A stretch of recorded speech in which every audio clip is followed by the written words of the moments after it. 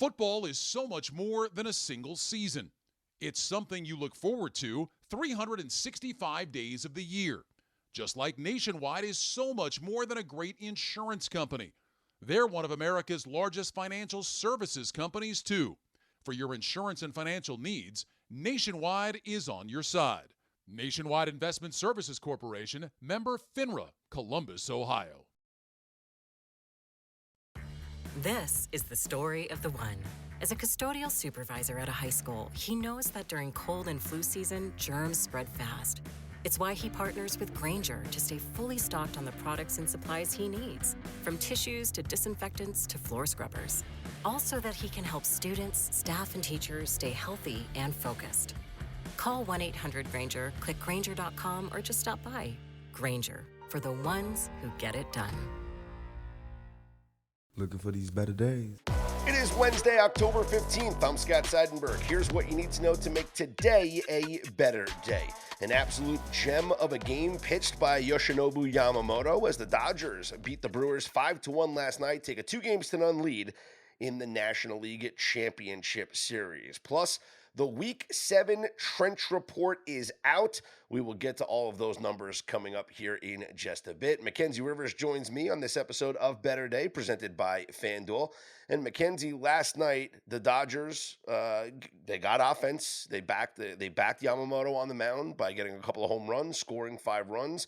Yamamoto gave up a home run to Jackson Chourio on the first pitch of the game that he threw. Kind of like what happened with the Blue Jays scoring in their game against the Mariners when Springer led off with a home run, and then they didn't score the rest of the game. Yamamoto was amazing in this game last night. He struck out 7, walked 1, and threw his first complete game of his career. It was the first complete game in the Major League Baseball postseason since Justin Verlander tossed a 5-hitter for the Astros against the Yankees in Game 2 of the 2017 American League Championship Series. It's been 8 years since a pitcher threw a complete game in the postseason. That's what Yamamoto did last night. So I have a question for you. Dave Roberts, do we slam him because he was inconsistent, or do we give him credit for letting him go the full 9? It was essentially the same scenario. Yeah, I think he learned from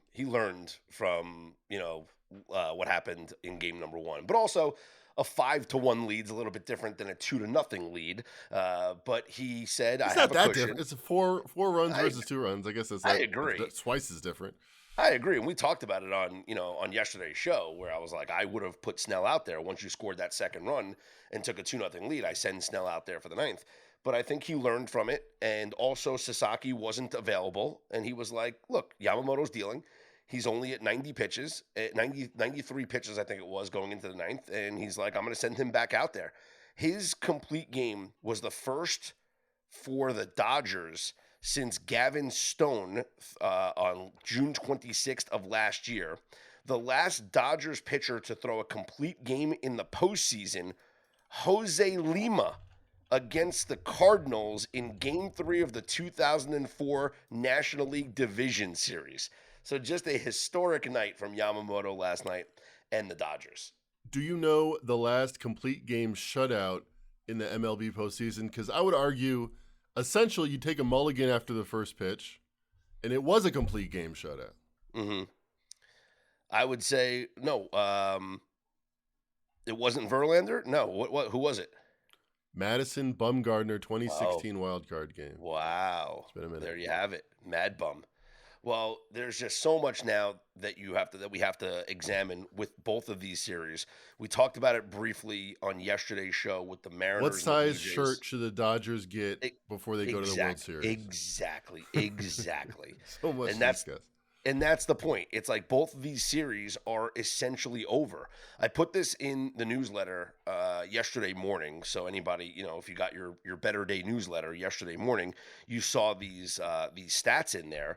But under this current format, like I'm going to give you the numbers here, with teams to take a 2-0 series lead here, teams just don't come back. Like the series is over. So here's the numbers. I'm going to repeat it again because now we have both series that are 2-0 in favor of the road teams, which, by the way, it's the first time since 1970 that that's happened. The first time since 1970 that both championship series started with the road teams winning both games 1 and 2. So here's the history. Teams taking a 2-0 lead in any best of 7 series have gone on to win that series 78 of 93 times. Now, under the 2-3-2 format, which is what we have here, the teams winning both games 1 and 2 on the road have won 24 of the 27 times that occurred. So history is even a little higher.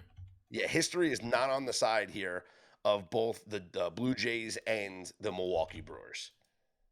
Tend to believe that both out of 27, 89%. Yeah, I think that's good, right? That sounds about right. What are the championship series right now? Like minus 1,200 for the Dodgers, plus 7,500, so that's right in line. According to history, the Mariners have some value at minus 650. Load up on Mariners minus 650. Yeah, if we're just going on the implied odds. And up on FanDuel right now, I'm seeing Mariners minus 600.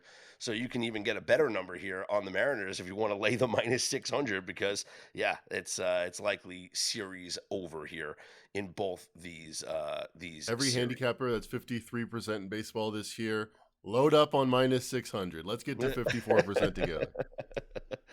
Yep. Well, that's yeah. So great game for Yamamoto last night, and now the series will shift to LA for game number 3. We have game number 3 of the American League Championship Series tonight in Seattle. Shane Bieber on the mound for the Blue Jays and George Kirby for the Mariners. And what the Blue Jays have to do to change their fortune in this series is they have to score after the 3rd inning. Mackenzie, should they write that on the whiteboard before they go out? They have not scored a run in this series after the 3rd inning. In fact, well, you just can't win that way. You just can't win that way, Scott. In fact, they're not even getting hits. Like they're not even getting hits after the 3rd inning. So they scored in the 1st inning in both of the games, right? They scored 1 run in the 2nd inning of game number 2, and that's it. They've been shut out the entire way, the rest of the way. And credit the Mariners pitching staff, credit the Mariners bullpen. But this is a bad time for the Blue Jays' heart of the lineup to completely shut down. And they are just, again, not scoring runs. And I think what's important tonight also is I think that Shane Bieber has to give them length. He has to. I understand you kind of want to treat it like it's a game 7 because, like, if you lose, like, you're definitely not coming back from down 3-0. But you have 3 games now in a row. You have to win all 3. Like, you can't afford to lose. And so you have to you can't pitch tonight like it's game number 7 because you got to win tonight, tomorrow night, and Friday night if you think you have a chance to come back in this series. So I think they have to get length from Shane Bieber tonight. Is there a way to bet that? Are you betting over outs for Mr. Bieber? Yeah, I would say, outs recorded could be the way to look. Strikeouts, if we think that he's going to go over 4.5 strikeouts, it's minus 136 up on FanDuel right now to the over in strikeouts. I think that could be a way to look. If he stays in the game long enough, he's going to have opportunities to get those strikeouts. And then outs recorded, it's at 14.5, minus 114 up on FanDuel right now. If he goes 5 innings, that's 15 outs. I would think he goes 5 innings. I think he has to go 5 innings. That would be my bet for tonight. I think we get Shane Bieber to go 5 innings for the Blue Jays. What's the vig on that over? It's just minus 114. All right, minus 114 never hurt nobody. Yeah, and if he doesn't go, by the way, 5 innings, then the Blue Jays just lose the game. Like that's it. Like it's just over. Well, we have all the Mariners minus 600 we can handle, so we'll be good with that. Yeah. First 5 inning line, by the way, on FanDuel, Mariners minus 142. Blue Jays are plus 114. I actually think there's a way that there might be a way because this could be like to hedge yourself because if Bieber goes 5, I think the Blue Jays win the first 5 innings. But if he doesn't go 5, the Mariners win the first 5 innings, in my opinion, right? So can we bet Mariners like how about Mariners minus a half a run in the first 5 innings at plus 102? And then Bieber over 14.5 outs recorded. So you're just Like, I saying don't think separate bets. separate bets. Yeah, I'm saying I don't think you lose both. I think like if Bieber gets pulled before the 5th inning, it's likely because the Mariners are winning. And if Bieber goes 5 full innings, the Mariners could be winning 1-0. Who knows? So you can still like sweep them. You can still scoop and win both. But it's likely that Right. That's what you have to weigh. game. It seems unlikely to win both or lose both. But is there a material or better chance that you will win both? I would say try and shop around and see if you can get a plus money price on both of these. Like see if a book offers you plus money on the Mariners run line in the first 5, and then also a plus money on a Bieber outs recorded. Like maybe you do an alternate outs recorded and you do 15.5 instead of 14.5. But then you don't get credit. Like then he has to come out for the 6th inning. I wouldn't want that. So I would just say he has to go 5. And then I'm trying to get creative here, Mackenzie. Like don't rain on my parade. I'm trying to get cute here. I'm not. I'm just laying out what makes sense when you're thinking about a hedge or a anti-correlated hedge could win both bet. I think that's the technical term. Yeah, you're picking up what I'm putting down. So that's the latest in the Major League Baseball postseason. Hockey last night, real quick. Let's throw it out. System plays failed again for the Rangers, but we did cash a couple of bets up on BetterDay.com with a couple of shots on goal props with Austin Matthews and Jack Eichel. I think Jack Eichel is just going to go over his shots on goal prop every single night for the Vegas Golden Knights, because one of the things that I love about Eichel, and he steals shots on goal. Like, you get cheapies with Jack Eichel, because what he does, and I've seen him do it because I've watched a lot of Knights games, I've seen him do it more so than any player, is when the Knights are going for a line change and he has the puck, and normally you would just dump it into the zone, dump it into the corner, and skate to the bench to get your line change. Eichel skates to the blue line and then dumps it in on the goaltender. And what happened against San Jose the other night, like, it goes in, right? Like a fluke. That was like a crazy thing that happens. But you steal cheap shots on goal that way, because he'll just dump it in when they're going off for a change, and it takes a bounce and hits the goaltender in the pads. And next thing you know, it's like, Jack Eichel shot on goal. And you're like, what? That wasn't a shot. He was just dumping it in. But he does steal shots like that. So he's a guy that I love betting the over in the shots on goal prop. And also Vegas, they get the empty netter last night. They win 4-2 over the Flames. Congratulations. They didn't go to overtime. But this was one of the situations where, getting the right line matters. You could have had 5.5 throughout the day, and the over cashed at 5.5, or you had to get 6 later in the day, and then you wound up getting a push. So numbers matter. Make sure up on FanDuel yesterday for the majority of the day, at least in the early part of the day, it was at 5.5 for the Knights and the Flames. Numbers matter, and over the long term, lines tend to get sharper. Yes. If you're waiting, you're usually making a mistake. Yes. And then the Maple Leafs, that system play came through. Mackenzie, they win 7-4 over the Predators. So it's teams playing the second night of a back-to-back in Toronto. The numbers heading into last night's game were 5-24 straight up since the start of the 2021 season. Make it now 5-25 straight up. And the Leafs actually covered the puck line, unlike they have done majority of times in this trend. But it's something about playing in Toronto on the second night of a back-to-back. These road teams continually fail, and we cashed in last night betting the Maple Leafs. Now, speaking of the Rangers, the system that did not cash with them going over 1.5 in the first period after being shut out. They made history last night, Mackenzie. The New York Rangers lost to the Oilers 2-0. And in doing so, became the first team in NHL history to be shut out in their first 3 home games. The Rangers have not scored a goal at Madison Square Garden here in the regular season. That is unbelievable. Tough to win if you don't score any goals. What's even crazy about it is, like, I can't believe that's never happened in NHL history. That a team in their first 3 home games of the season, they've never been shut out in all 3. And it's not football. Shutouts happen all the time. You would think that would have happened. It's just their other 2 games at Buffalo 4-0, at Pittsburgh 6-1. So their margin isn't like terrible on the season. I know. Very strange. Very, very strange. Rangers up next will take on the Toronto Maple Leafs in Toronto, but that game is coming up tomorrow, so not a situation where both teams are coming off of rest. And want to shout out Kevin Rogers, who does a great job documenting the first period results. He sent me his spreadsheet that I was looking at, and the Rangers now, it makes sense with them being shut out in 3 games at home.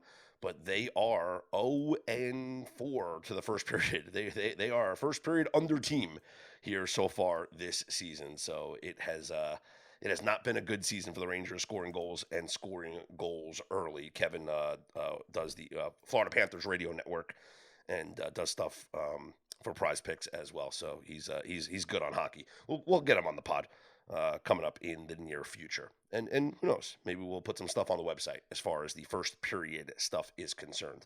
Just a short slate of games tonight on the ice. Senators at the Sabres, Panthers at the Red Wings, Blackhawks at the Blues, and the Flames visit the Utah Mammoth for the first home game of the Utah Mammoth tenure, Mackenzie. That's right. No longer the Utah Hockey Club. It's the Utah Mammoth playing their first regular season home game. We cannot bet against the Mammoth on their home ice, right? Let the age of Mammoth become. It's the Ice Age. This is, hey, how crazy is this matchup? You have the Mammoth, synonymous with the Ice Age, going up against the Flames. Right? What Robert Frost Mackenzie? once wondered, will the world end in fire or will it end in ice? We're going to find out. It is Someone's coming out of that cage alive. Tell you that much. It is a song of ice and fire tonight in Salt Lake City. Okay, without further ado, let's get to the Week 7 Trench Report. The Week 7 Trench Report is out. Up right now on betterday.com. Actually, depending on when you listen to this podcast, it may or may not be up because it's going to publish at 9 a.m. Eastern time. And right, your biggest fan is listening right now. He's like, I got up early for this. Exactly. Not here, buddy.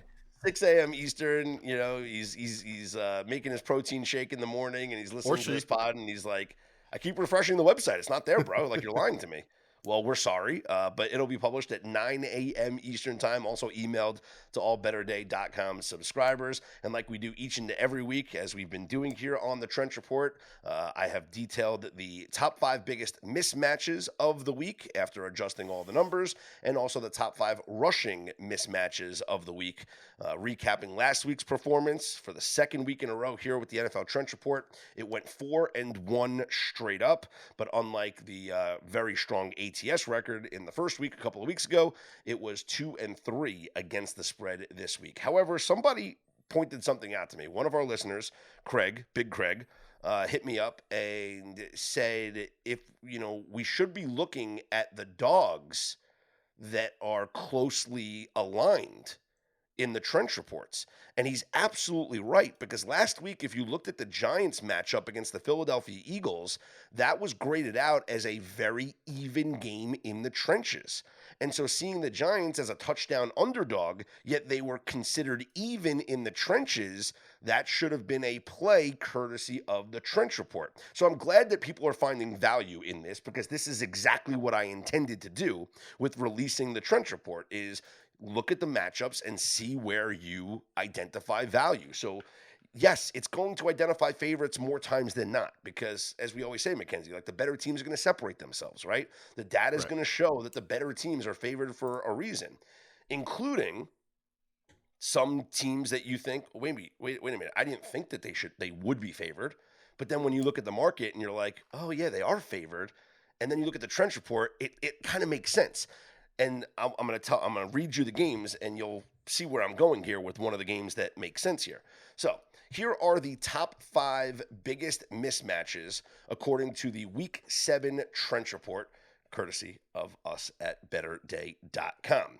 You want me to go from 5 to 1 or 1 to 5? What do you think? Let's do it like a radio talk, like a radio top 10. 5 to 1. All right, like a radio top 10. I will say that for this week, there is only 1 grade A matchup, 2 grade B matchups. So as we go 5-4-3, they're not as strong as, or 5-4 are not as strong as 3-2, and they're not as strong as the number one play here for this week. So if we're going by the ranking. So number 5, biggest mismatch in the Trench Report for week number 7, the Indianapolis Colts over the Los Angeles Chargers. The Colts with a significant edge in their run blocking. And as we read through these games, I'll give you the spreads courtesy of the FanDuel Sportsbook. So looking at the Indianapolis Colts right now against the Chargers, Indy is actually a 1.5-point dog on the road in LA, Mackenzie. It essentially says they're even teams because the Chargers historically do not have a home field advantage. I think it's kind of the case study of this report where we know the Chargers skill position players, we know Justin Herbert. The Colts kind of do it more with the people you don't know. Yeah, so that would be a play, and it will be a play, taking the Indianapolis Colts here as a 1.5-point dog at the Chargers. Big uglies. And it feels like also this could be a great teaser spot, teasing the Colts up from 1.5 to 7.5, depending on the price sensitivity of your book and teasers and whatnot. Moving on, the number 4 biggest mismatch in the Trench Report for week number 7, the Washington Commanders over the Dallas Cowboys. We saw the Commanders have an edge in the Trench Report on Monday Night Football, and they suffered a loss because of some turnovers against the Chicago Bears. Now they have a mismatch here against the Dallas Cowboys. The Commanders currently up on FanDuel, a 1.5-point favorite at Dallas. Yeah, if you look at the adjusted scores from the people that do that, the Commanders, they won not by a lot, but maybe by a touchdown versus the Bears on the, in the stats that matter, the stats that are predictive. Well, next week is a good example to take some of that value from that loss. This was 2-point favorite. Now they're only 1-point favorite, the Commanders at Cowboys. The next two, numbers 3 and 2, are slightly stronger mismatches. And then, of course, we'll get to number 1, the only grade A mismatch of the week. But here is number 3, the Denver Broncos over the New York Giants. Now, the Trench Report loves the Denver Broncos. They do. Because in the trenches, they grade out extremely well, both offensively and defensively. But this is a game, and the Broncos right now up on FanDuel are 7-point favorites over the Giants. This is a strange situation for me, Mackenzie. I've been thinking about this. You have a Broncos team that is returning from London without a bye against a Giants team coming off of the mini bye, right? We talked about that historic moment that we had last week with the Steelers and the Browns, where the Browns were coming from London, they were on the road, though, coming against a Steelers team that was coming off of a bye. Well, the Giants are essentially coming off of a bye. The Giants played on Thursday Night Football last week, so they have the mini bye, and the Broncos returning home from London without a bye. And I know it's their home field, so they're accustomed to it, but you're playing at elevation. I just wonder if the mileage and the fatigue adds up here for the Denver Broncos. Currently leading the league with 5 sacks per game, the Broncos are. If their pass rush is 85% of what they're accustomed to, maybe that big edge goes away. Yeah, so that's one it's circled because of the situation. That's one that, kind of intrigued me a little bit. Number 2, and this is the game that I was talking about, where you looked at the Trench Report and I said, awesome. It identified a dog here. Great. And then I looked at the market and I'm like, no, they're favored. And then you look back at the Trench Report and you're like, now this makes sense. The number 2 biggest mismatch of the week, the Cleveland Browns over the Miami Dolphins. Cleveland right now up on FanDuel is a 3-point home favorite over Miami, Mackenzie. Wow, I think, man, that I have to do a double take too. That's I mean, this is saying they're not only even teams, but better than the Miami Dolphins. Man, a team that was favored at Indianapolis to start the year. Wow, how the mighty have fallen. Exactly. And so, again, this is to me, the value of the report is that it's identifying a game where on the surface I thought, no, the Browns shouldn't be favored. But then you look at the Dolphins are like the 20th best team. The Browns are like the 32nd best team. At least that's, I think, my general perception carried over from the start of the year. But the Browns defense, it is legit, and the Browns have done a good job actually run blocking as well, but their pass rush and the Dolphins have not. This was and plus, really who's going to be blocking for Tua right now? After he's calling Yeah. people out in the media, let him go. Burn-style offense. That is a tremendous point there. Things are not well right now in Miami. And the number one biggest mismatch, this is the only grade A game here on the schedule. It is the Pittsburgh Steelers over the Cincinnati Bengals. Should not come as a surprise to anybody because the Bengals line has played terribly this season. They can't block. They can't run the football at all. And the Steelers pass rush grades out as one of the tops in the league. The Steelers offensive line has done a good job of protecting Aaron Rodgers. And maybe part of the grades, too, for the Steelers line is that Rodgers gets the ball out of his hands very quickly. Like, he is having some of the quickest time to throw that he's had in his entire career. So that could be another factor why the Steelers' offensive line and their pass protection grades out so well is because of the Rodgers factor here. This was a spot where I honestly thought, hey, Joe Flacco, second start, maybe this is going to be like, maybe the Bengals are a sneaky play here on Thursday. And then I was like, nah, this team is not good right now. Man, Tomlin murdered the Cincinnati Bengals and the Cleveland Browns in his press conference last week. He's like, if I had a quarterback that's good enough to start for me week 1 of the season, I wouldn't trade them for nothing interconference. Yeah, in the division. Yeah, interdivision. I think the Steelers, they're second in the league with 4 sacks per game. I think they feast on still not ready Joe Flacco on his new team.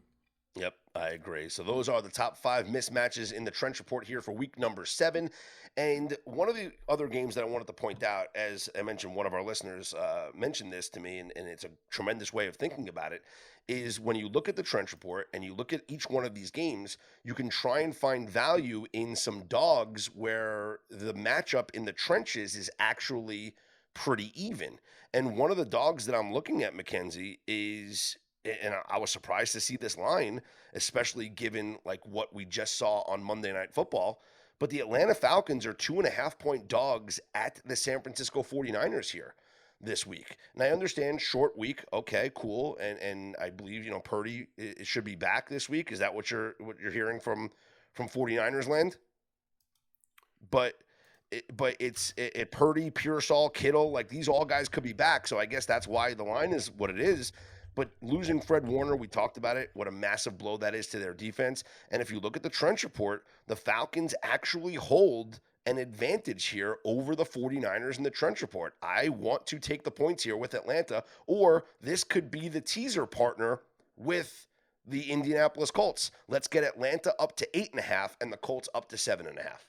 Well, if Purdy is back, it's not a good sign for what the market thinks about him because it's gone all towards Atlanta. All the money's been on Atlanta. This was 3.5 last week, reopened at 3, and now Falcons only catching 2 points. I think you look at the defense of the 49ers. They logged Nick Bosa. The second half of the Cardinals game, they were terrible. They were terrible the next week against the Jaguars. They had an okay game the first half against the Rams. They really have gotten worse and worse and lost more pieces along the way. Maybe a Falcons team total over, a Falcons rushing prop over I like. Yeah. 49ers really vulnerable right now. Well, speaking of rushing, let's talk about the top 5 rushing mismatches here in the Week 7 Trench Report. And these are games where you can certainly take a look at the RB1s in these matchups and maybe take a look at their player props or anytime touchdowns, things like that. Recapping, if we want to take a look at last week's top 5 rushing mismatches, it was number 1 was the Rams over the Ravens, and Kyron Williams, I believe, went over. He definitely scored a touchdown in that game against the Baltimore Ravens, and he did he go over his prop last week? No, he only had 50 yards, but he did score a touchdown. The Bills over the Falcons, James Cook did go over. Panthers over the Cowboys, Rico Dowdle absolutely went over.